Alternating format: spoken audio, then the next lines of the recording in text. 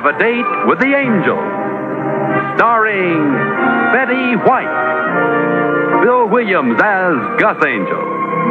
Presented by the Plymouth Dealers of America, who proudly sell and service the beautiful new Plymouth for 1957. The time?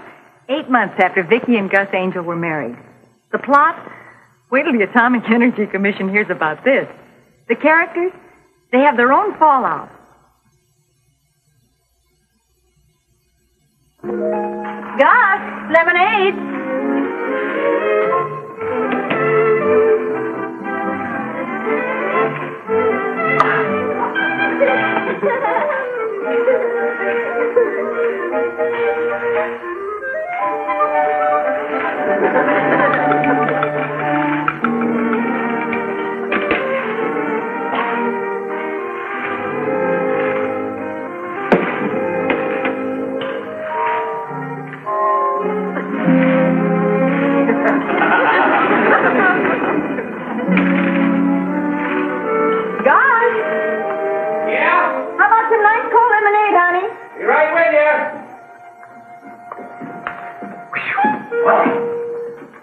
Really mowing them down out there. Thank you. Oh, thank you. Hope I didn't get it too sweet. Boy, this is really going to hit the spot. Mine's delicious. You little demon, you did that on purpose. Lemons aren't the only thing that's going to be squeezed around here. Gus, Put your neck right in here, honey. Come on. Oh, come on. Yeah, you're going to Come on, drink it. Oh, no. Pardon me. I'm sorry. Come on in, Murph. Come on in. We were just having a little fun. And I've got the bruises to prove it. Hey, kids, come on, sneak down to my backyard. Me and Kathy got something to show you. Well, I was sort of busy mowing the lawn, Murph. So that's what they call it, huh? How about some lemonade, Murph? I'll put sugar in his. Look, we got no time to lose. They'll probably be taking them away any minute. Taking who away? Finley, he finally jumped the tracks. Honey, no matter what Murph says, let's not get mixed up in another neighborhood Radigan, huh? Don't worry about me. Just don't you get carried away. Come on, you may never see anything like this again. You should see how he's dressed.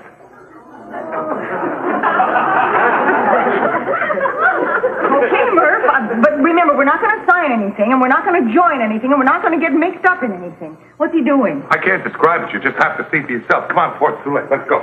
I like the way you held out, honey. What happened, Lola? Did he quit? Oh, no, he'll be back. Last time I nearly blew a gasket. I think we ought to be doing this. I feel like Mata Hari. Me too, honey. Let's skip it, huh? Oh, stick around. This you can't miss.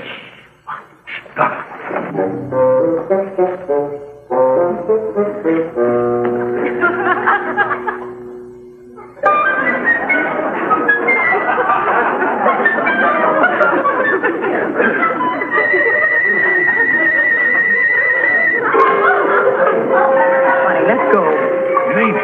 Junior.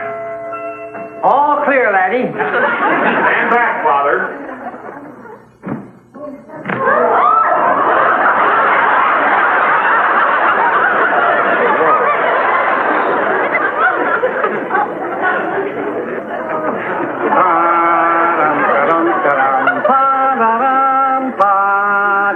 Father, if you can't follow the music, stay out of it. I don't hear any music. We're assuming it, Father. You assume what you want. I assume it's Swanee River. Well, it isn't. It's Charnovsky's third concerto. In that case, you are out of step.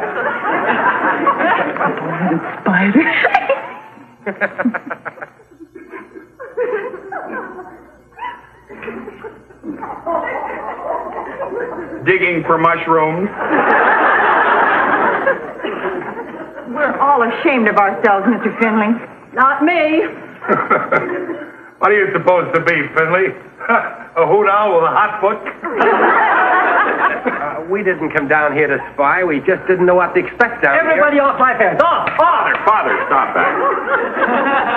I'm glad you had an opportunity to see some of my work, Mrs. Angel. Did you like my work, Mr. Angel?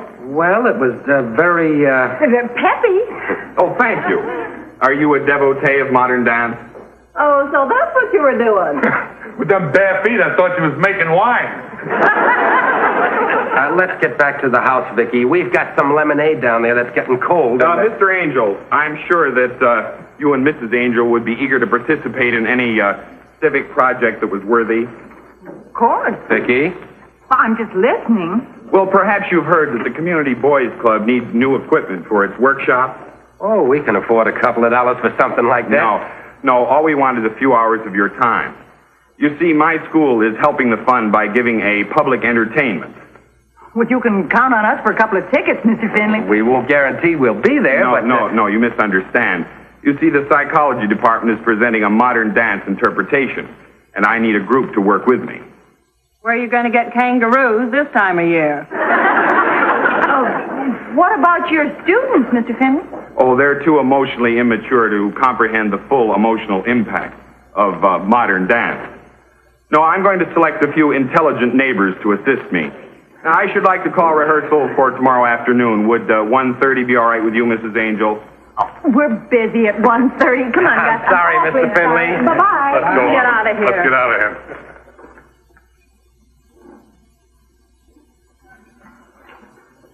Father, Mrs. Angel is busy at 1:30. So, So we'll start the rehearsal at 2.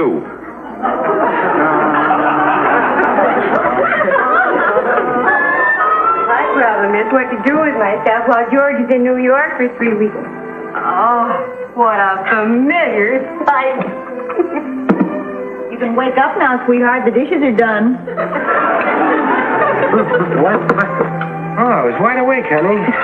Sure you were. What do you do with yourself when George is away? Well, I always try to keep busy with something worthwhile. Like a few months ago, we started a glee club to raise some money. Mm-hmm. Would you believe it, Vicky? I was the only one who showed up for rehearsal.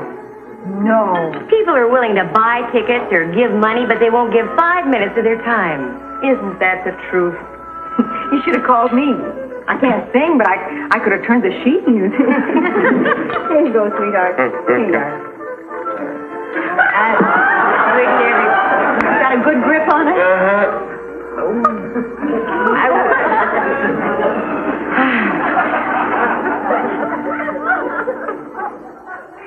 I wish everybody had your community spirit, Vicky. You should hear the obvious fibs people tell to try and get out of giving up a few hours of their time. Isn't it disgraceful, Gus? What? How about Wilma? Tried to get some people together for a worthy cause and nobody showed up. Should have called us, Wilma. I will next time. Don't forget. Oh, I didn't get a chance to tell you about these weird neighbors of ours down the block. No. We're not expecting anybody, are we? Not that I know of. Well, Mr. Finley. Good evening, Mrs. Angel. That's it. Come in. Well, this is a surprise. In what way? This is my dearest friend. I've met Mr. Angel. Oh, Mrs. Clemson, Mr. Finley. How do you do? How do you do, Mr. Finley? I'm not a demonstrative man, Mrs. Angel, so I don't know quite how to say this except to say thank you. You're welcome. For what? For agreeing to be a part of my show. Why, Vicky, you didn't tell me anything about that. I didn't know about it. I'm afraid you're taking something for granted, Mr. Finley. Oh, not at all. If you remember, I changed the rehearsal from 1:30 to 2:30 at your insistence. What kind of a show is it? Well, my school is giving a show to raise money for the Community Boys Club. Mr. and Mrs. Angel very kindly volunteered their services. Most people give money, but not their time. Right. We were just talking about that very thing. The psychology department is responsible for for a portion of the program, the scientific portion. Oh, what's it going to be? Well, it's a psychological interpretation of interpretive dance. Psychologically. Do you spell angel the usual way? Yes, why? Well, Dean Caldwell wants to know for the program. We don't want our names on the program. I admire you for that. Personal glory should not be considered when the cause is a worthy one. That's just like you two. Well, Mrs. Clemson is going to be our house guest for the weekend. Yeah, we so- can't leave her here all alone. Well, is there room in the show for me? We need everyone we can get. You see, Mrs. Angel, how your good example has already brought us another volunteer. You can't imagine what it is to plead with people and get nothing but money. We won't let you down, Mr. Finley. We'll be there. Thank you. Good night, all. Ah, what a dignified man. I'm so proud of you, Vicky. And you too, Gus. I think I'll go and unpack.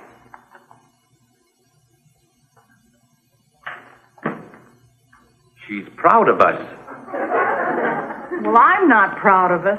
Oh, honey, don't worry. We got all night to think of some excuse to get out of it. Don't worry. This is what's up. Hello? Hello? May I speak to Mrs. Angel? This is Mrs. Angel. Mrs. Angel, this is Dean Caldwell. It's the dean of Mr. Finley's school. How do you do? Tell him the whole thing was a mistake. Mr. Caldwell. Mrs. Angel, I called to thank you on behalf of the Community Boys Club. The city, our school, and myself. Oh, please, you mustn't thank us. You know, most people are willing to donate to a cause, but they won't give their time. Why, Mr. Finley tells me that you and your husband committed yourselves the very moment he asked. Committed? Honey, you're letting him do all the talking. Tell him we can't make it. Mr. Caldwell. You know, human nature is a very funny thing, Mrs. Angel. Why, would you believe that some people, after they allow our various directors to count on them, actually try to back out? No. That's the way to talk to him. I realize, Mrs. Angel, this doesn't apply in your case. Oh, incidentally, I hope that Angel is spelled in the usual way. We don't want to be on the program. Thank goodness. Well, this isn't for the program. you see, I've taken the liberty of releasing your name to the newspapers. Newspapers? Well, it's the least we could do. We're still looking for people, you know, and a good example set by decent, unselfish citizens like you and your husband Might inspire others to join us. Well, we have a friend who's decided to be in it, too. That's splendid. And once again, I wish to thank you on behalf of a very, very grateful community. Goodbye. You're welcome. I mean, goodbye. You didn't talk him out of it, did you? Gus, we have everything but a contract.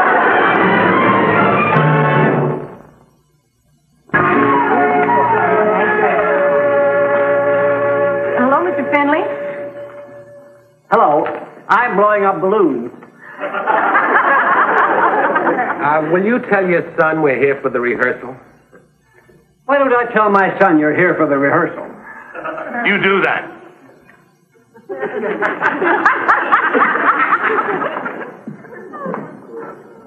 You see what I mean, Wilma? These Finleys are too weird to do anything sensible. We'll at least give it a try, Vicky. The thing that scares me is how me and Cassie got mixed up in it. We never ever come near it except we saw your names in the newspaper. How'd you get trapped, Gus? I've seen these characters vacuum a lawn. Well, if what we do here today doesn't make sense, Vicky and I are backing out. Then throw her in reverse, because here he comes.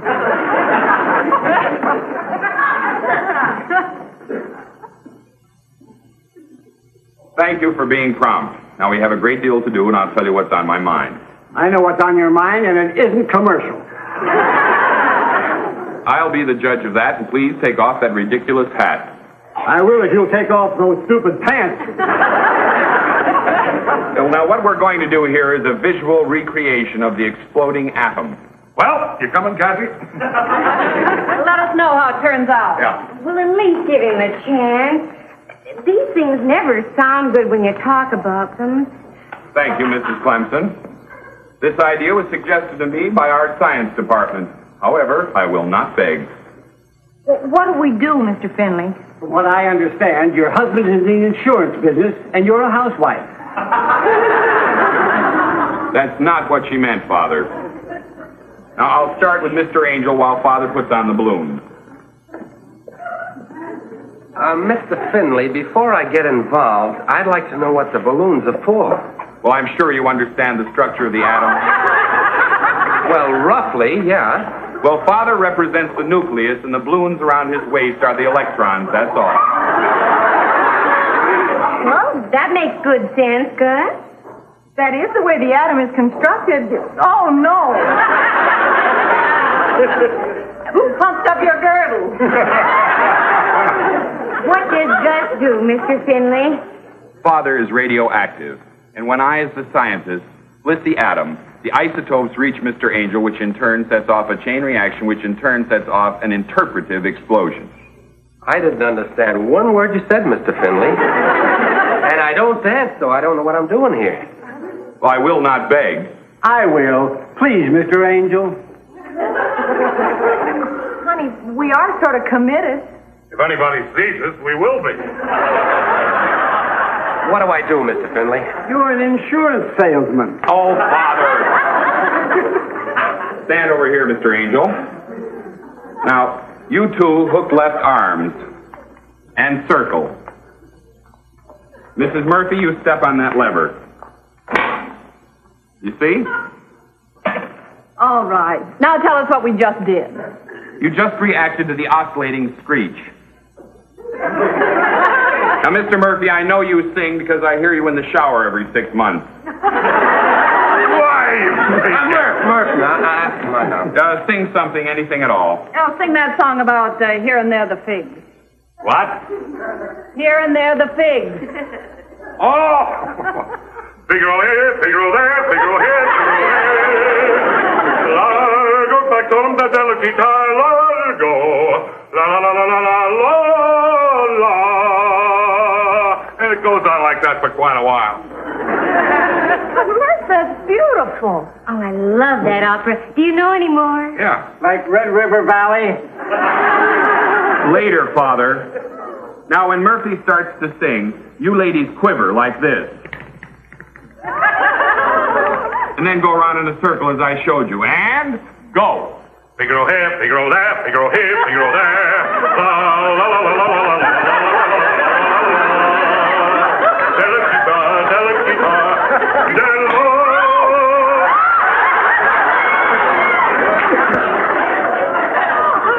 It isn't a commercial.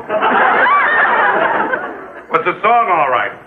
Yes, now, just pick a note out of all that mess and hold it. You are the oscillating screech. You know, that's the first decent thing he said to me since we moved here. What do I do, Mr. Finley? I know I'm a housewife, but what do I do? You're doing it. Just sit there till we explode you. Father, distribute the properties. Say please. Oh, for heaven's sake, Father, please. That's better. Mind your manners, son.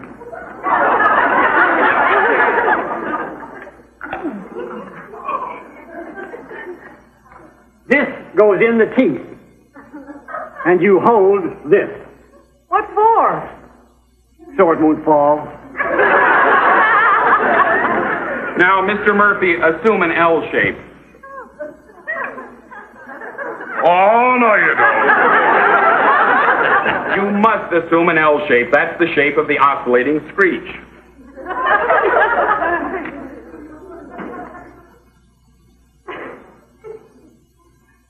Now, when I, as a scientist...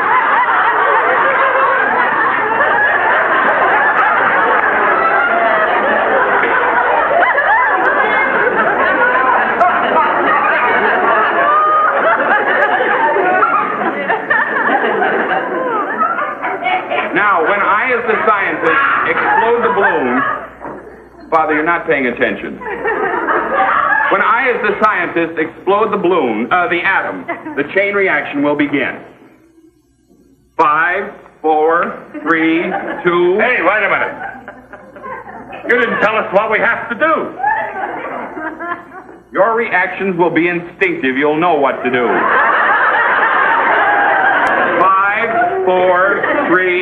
2. Hey, why doesn't Wilma have a lever like mine? Because you're the electron. Now let's have no more interruptions. Say, please. 5, 4, 3, 2.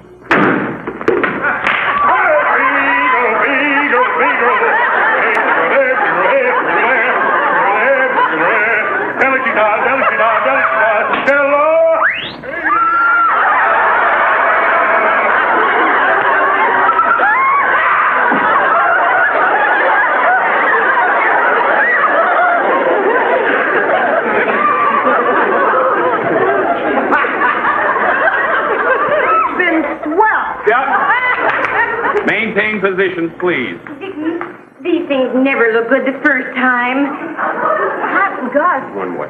Now, let's start the thing again in reverse. With the explosion at this end. Yeah. You mean backwards? All right, Mrs. Angel, start.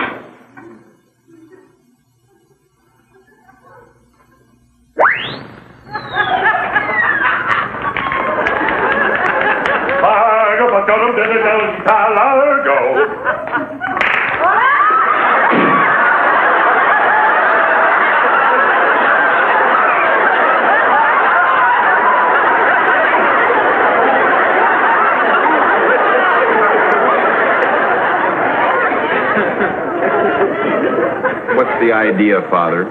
I believe the idea was to show a chain reaction with the heliotrope. I don't mean that. Can we go now, Mr. Finley? No, now please maintain positions. Dean Caldwell will be here any minute, and I want to think. Better think up something else. I don't want to go through that routine again. You got another cigarette, Gus? Yeah, catch, Murph. Right. Oh, I'm sorry. That's all right.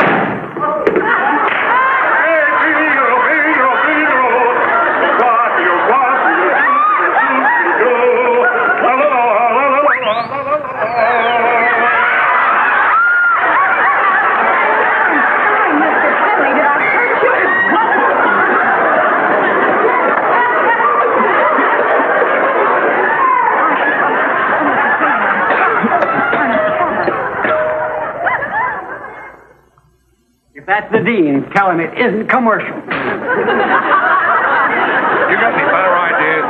I sure have. I'm afraid I don't understand, Mr. Finley. What do you mean your atomic reactor blew up in your face? That was just a figure of speech, Dean Caldwell. I'm afraid that my group will not be ready for the show. Well, they couldn't be any worse than the others I've seen this afternoon. The English department is fumbling through an uncut version of Macbeth. The Spanish department is doing a series of living pictures that will curl your hair. And I'm afraid I didn't put that right. Could we have one more week? Oh, I don't see how. The ticket's been sold for this week. Let's take a look at your people. I might have some ideas. Well, first, let me explain to you what we're trying to do. This is a psychological interpretation of interpretive dance psychologically. Well, at least the auditorium is air-conditioned.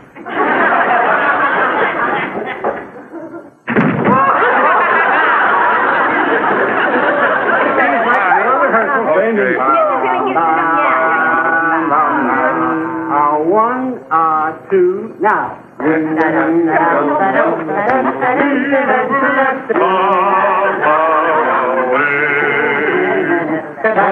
Now, why can't the other departments come up with something like this? Like that? You have me worried with all that psychological malarkey.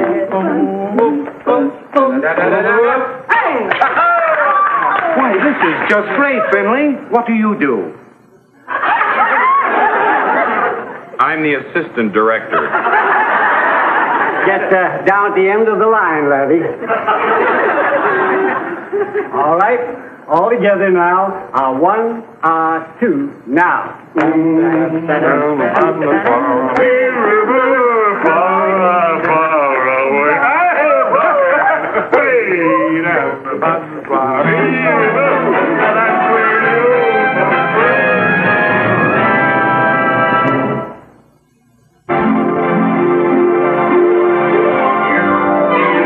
Got a date with an angel I'm going to meet her at 7. Got a date with an angel, and I'm on my way to heaven.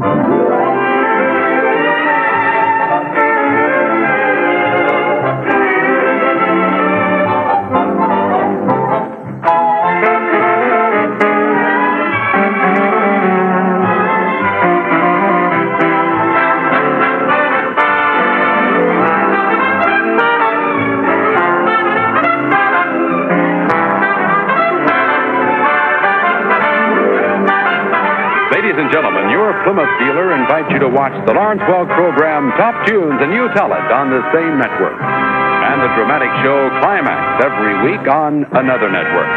Tom Kennedy speaking. Good night, everybody.